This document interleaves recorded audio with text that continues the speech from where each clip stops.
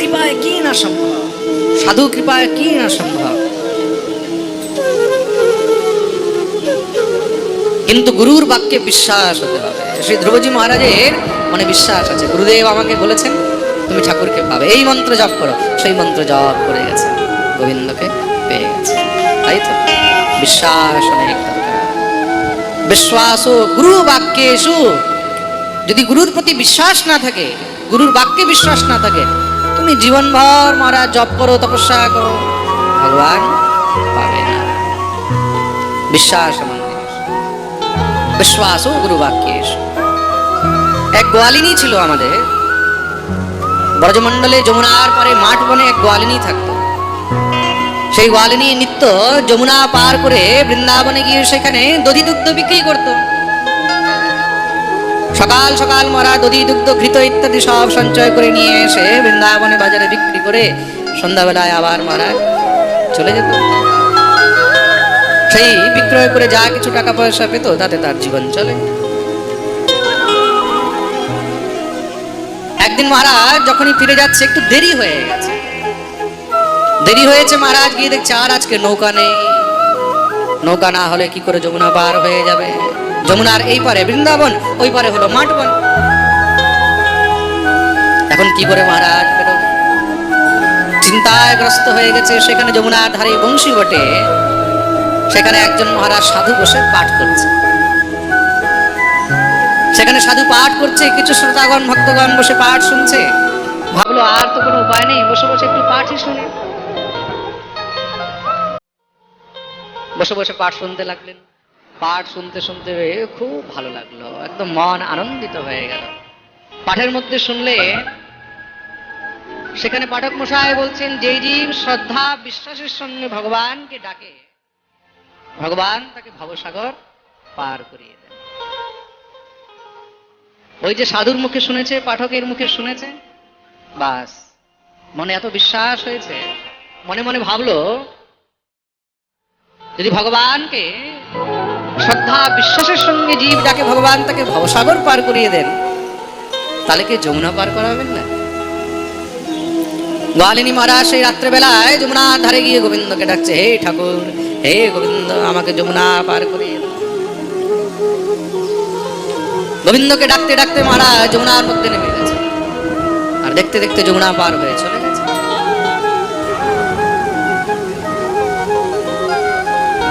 ঠাকুরকে ডাকতে ডাকতে যমুনা পার হয়ে চলে গেছে। এখন তো মহারাজ নিত্য নিয়ম হয়ে গেছে গোয়ালিনীর, সকাল হতেই মহারাজ যখন যমুনার ধারে আসে, হে গোবিন্দ, হে গোপাল, আমাকে পার করো, যমুনা পেরিয়ে চলে আসে। আবার মহারাজ যমুনা পেরিয়ে চলে যায়। এখন আর নৌকার দরকার হচ্ছে না। দেখতে দেখতে মাস, 2 মাস, 4 মাস হয়েছে। 2-4 মাস এইভাবে মহারাজ যখন কেটে গেল, কিছু টাকা জমেছে। ওই যে নৌকা পার হতে 2 পয়সা করে লাগতো, সকালে 2 পয়সা, বিকেলে 2 পয়সা, এগুলো এখন জমেছে। দেখতে দেখতে মহারাজ কিছু টাকা একত্র হয়েছে। মনে মনে ভাবলো যে সাধুর কৃপায়, পাঠক মশাইয়ের কৃপায় আমার কিছু অর্থ সঞ্চয় হয়েছে। উনি যদি কৃপা না করে বলতেন তাহলে কি আমার এগুলো সঞ্চয় হতো? তার মানে নিশ্চয়ই এটার মধ্যে ওনারও তো কিছু ভাগ আছে।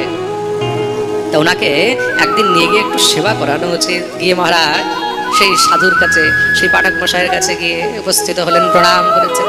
কে তুমি মা? মহারাজ, আমি আপনার একদিন পাঠ শুনেছিলাম, সেই পাঠ শুনে আমার জীবনে অনেক পরিবর্তন হয়েছে। কি পরিবর্তন হয়েছে? আমি দিনরাত এখন কৃষ্ণ নাম করতে থাকি। আপনার কৃপায় সেই কৃষ্ণ নামের ফলে আমি কিছু অর্থ সঞ্চয় করেছি। তাহলে তুমি কি চাও মা? বলে, একদিন আমি আপনাকে আমার গৃহে একটু সেবা দিতে চাই। ঠিক আছে, দিন নির্ধারিত হলো। প্রভু, আমি সব কিছু জোগাড় যন্ত্র করে আপনাকে নিতে আসবো। আচ্ছা ঠিক আছে। গোয়ালিনী এসেছে মহারাজ মধ্যাহ্নকাল। সাধুকে পাঠক মশাইকে নিয়ে চলুন প্রভু আমার গৃহে। সহজ সরল ভাব সে সাধু, তিনিও চললেন। যখনই যমুনার ধারে এসে উপস্থিত হয়েছে, সঙ্গে সঙ্গে গোয়ালিনী বলছে, প্রভু চলুন যমুনা পেরিয়ে আমরা চলে যাই। যমুনা পেরিয়ে চলে যায়। আরে নৌকা তো আসুক। বলে, প্রভু নৌকার দরকার নেই। তাহলে বলে, আপনি আমার সঙ্গে দোনো হাত উপরে গোবিন্দকে ডাকবেন, তিনি আমাদেরকে পার করিয়ে দেবেন। সাধু তো শুনেই মহারাজ একদম অচম্ভ হয়ে গেছে। এ কি পাগল টাগল নাকি? আমি তো ভক্ত ভেবেছিলাম, এ তো দেখছি পাগল আছে, বলছে হাত তুলে যমুনা পেরিয়ে চলে যাবে। হাত তুলে কি যমুনা পেরিয়ে চলে যায়? কৃষ্ণ নাম নিয়ে যমুনা পার হওয়া যায়? তোমার কি মাথা খারাপ? বলে প্রভু আপনিই তো বলেছেন, আপনার কথা শুনেই আমি রোজ যমুনা পেরিয়ে যাই, আপনি বলেছেন। যে বিশ্বাস দিয়ে গোবিন্দকে ডাকে, গোবিন্দ তাকে ভবসাগর পার করিয়ে দেন। আমি সেদিন থেকে সম্পূর্ণ বিশ্বাসে গোবিন্দকে ডাকি, তিনি আমাকে যমুনা পার করিয়ে দেন। আপনি বলেছেন, আর তার জন্যই সেই যমুনা পার হতে হতে আমার কিছু অর্থ সঞ্চয় হয়েছে। চলেন চলেন, আপনি বলছেন। সাধু মশাই বললেন, মাথা খারাপ হয়ে গেছে, এইভাবে কি যমুনা পার হওয়া যায়? তুমি পেরিয়ে দেখাও। সে তো সঙ্গে সঙ্গে ধরো হাত তুলে, হা গোবিন্দ আমাকে পার করো, হা গোবিন্দ পার করো বলতে বলতে মহারাজ যমুনার উপর দিয়ে চলে যাচ্ছে। যখনই মহারাজ যমুনার উপর দিয়ে যাচ্ছে, দেখেই তো সাধু ভয় পেয়ে গেছে, এ তো নিশ্চয়ই কোনো ভূত বা কোনো প্রেত, এ তো আমাকে মেরে ফেলবে বলে সাধু তো দৌড়াতে লেগেছে।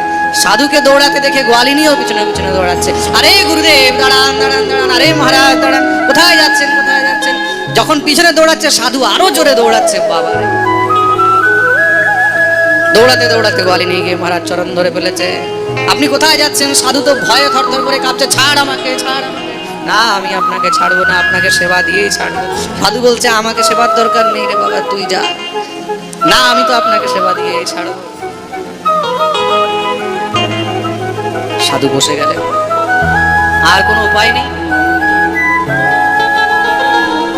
সাধু না থাকতে পেরে জিজ্ঞাসা করলেন, সত্যি করে বলো তোমার, তুমি কি মানুষ না তুমি কোনো ভূত প্রেত? গোয়ালিনী বলছে, প্রভু এই কি বলছেন, আমি মানুষ, দেখুন না। ভূত প্রেত হলে আমি আপনাকে কি করে এইভাবে সামনে এসে বসি? কি করে আমি আপনাকে স্পর্শ করি? কি করে আমি আপনার পাঠ শুনি? তাহলে তুমি যমুনা পেরিয়ে গেলে কি করে? বলে প্রভু শ্বাস রেখে আমি যমুনা পেরিয়ে।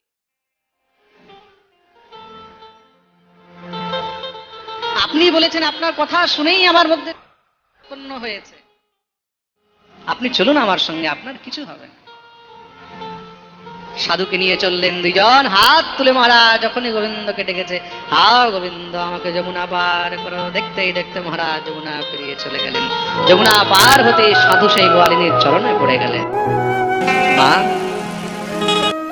বলেছে, কখনো সেই বিশ্বাস ছিল না, আজকে সেই বিশ্বাস তোর কারণে আমার মনে উৎপন্ন হয়েছে। জীবনে যদি গুরুর বাক্যে, যদি মহাপুরুষের বাক্যে বিশ্বাস হয়, তাহলে সেই বিশ্বাস তোমাকে ফল দিতে বাধ্য। প্রেম সে বলো রাধে।